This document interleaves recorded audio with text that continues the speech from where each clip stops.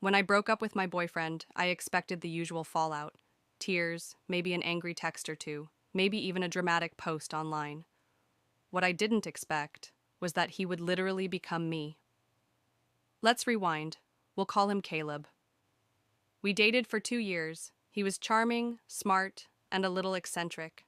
The kind of guy who says things like, "I don't believe in banks," and has a meticulously curated vinyl collection, but no job. At first, I found it quirky. By year 2, it was exhausting. He moved into my apartment 6 months into dating. At first, things were great. He'd cook, he'd talk philosophy, he'd be attentive. But slowly, red flags piled up. Emotional manipulation, gaslighting, subtle digs about how everyone likes you more than me, and how I was so lucky to be born with charisma. It got dark fast. I paid all the bills. He refused to work, saying he was writing a novel. Spoiler alert, he wasn't. He'd scroll through my social media, ask why certain people liked my photos, even question what I wore outside. It was like dating a mirror with a superiority complex. So I ended it. Calmly, directly. He begged, sobbed, said I was everything to him. I offered him a month to find a new place. Big mistake. 2 weeks later, he was gone. Took his stuff and left a note. "Thank you for the memories. I'll never forget you." I should have felt relief, but the nightmare was just beginning. A few weeks after he left, I got a weird text from an old college friend. "Hey, did you start a new Insta? Is this you?" Attached was a screenshot of an Instagram profile I didn't recognize, but it used my full name, my photos, even my bio. I checked it out and almost dropped my phone. The profile was identical to mine. Same photos, some slightly filtered, same captions, same birthday. The only difference? It was private, and it was active. The next day, I got an email confirmation for a new Netflix account. Then a credit card charge for a flight I didn't book. And then, a new Chase bank account opened in my name. My stomach dropped. I pulled my credit report. Someone had applied for 3 credit cards using my name, SSN, and birth date. I called one of the companies. The rep said, "It was opened under the name Kaylee M." That's when it clicked. Kaylee, not my name.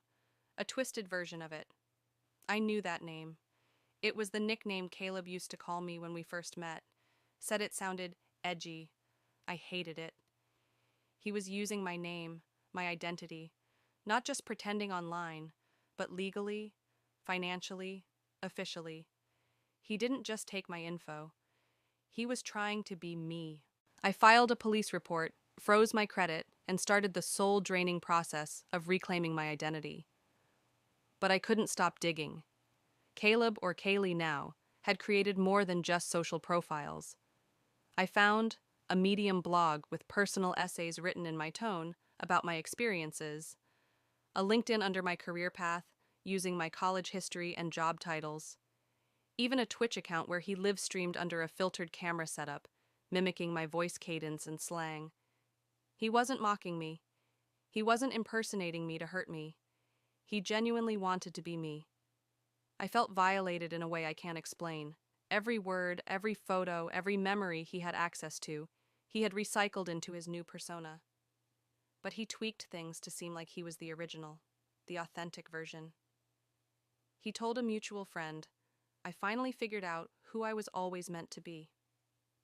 My friends were split. Some thought he was spiraling from the breakup. Others said it was deeper, pathological, narcissistic. One even called it identity cannibalism. Then I found out he had legally filed a name change. He changed his full name to a feminized version of mine. And under that name, he applied for a passport and state ID. I contacted the authorities again. They said unless he used the information illegally under my exact name, they couldn't press identity theft charges. Technically, name changes are legal. He wasn't breaking the law, he was breaking reality. I did everything I could. Flagged accounts, warned friends, even posted a public PSA on Instagram explaining what happened. He responded with a TikTok, yes, a freaking TikTok, where he emotionally talked about how people won't let him be who he truly is. He used hashtags like #, self-discovery, and #, trans journey. He framed it as a transition story, and it blew up. I got hate messages. People called me transphobic, said I was trying to erase someone's truth. But he wasn't transitioning. He never once expressed dysphoria. He didn't change his pronouns. He didn't alter anything, except trying to copy me. It wasn't gender. It was theft. But the internet didn't care.